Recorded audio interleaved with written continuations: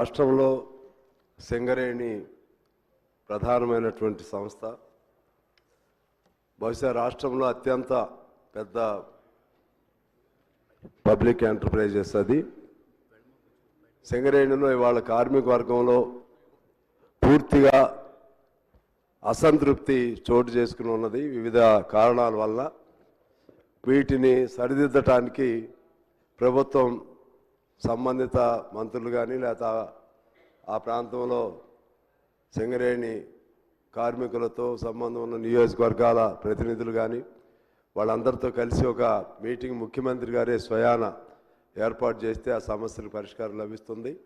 లేకుంటే సింగరేణి కూడా కొద్ది రోజుల్లోనే కనుమరుగై మొత్తం ప్రైవేట్ పరమయ్యేటువంటి పరిస్థితులు కనబడుతున్నాయి అధ్యక్ష. దానికి సంబంధించి కొన్ని అంశాలు సమయం తీసుకోకుండా నేను పాయింట్ వైజ్గా చదివి త్వరగా ముగిస్తాను అధ్యక్ష.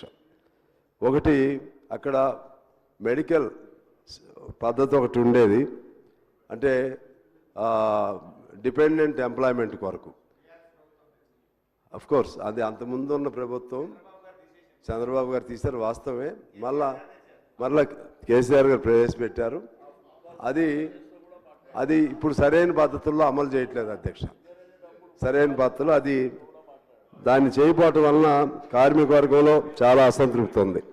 అదేవిధంగా ఇప్పుడు వయసు 35 నుంచి 40 సంవత్సరాలు పెంచారు కారుణ్య నియామకాలు.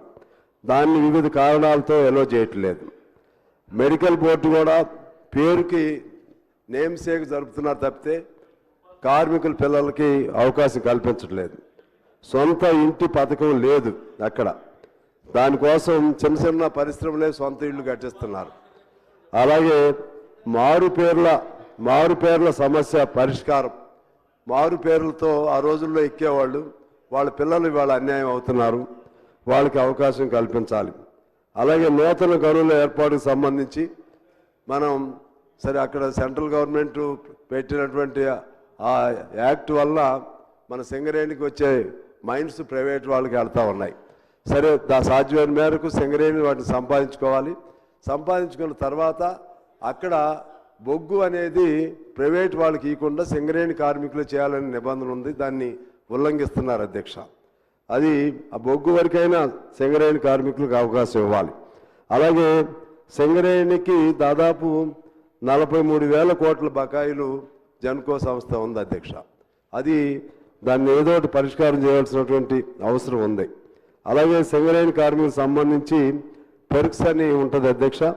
దానిపైన కోల్ ఇండియాలో వాళ్ళకి ట్యాక్స్ రిఫండ్ చేస్తున్నారు, మన దగ్గర లేదు అధ్యక్ష.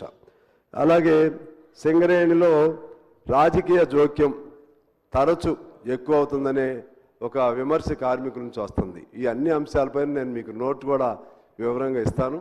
దానిపైన ప్రభుత్వం సీరియస్గా ఆలోచన చేసి ఆ సమస్యలను పరిష్కరిస్తే మనకున్నటువంటి ఏకైక అతిపెద్ద ప్రభుత్వ రంగ సంస్థ అది.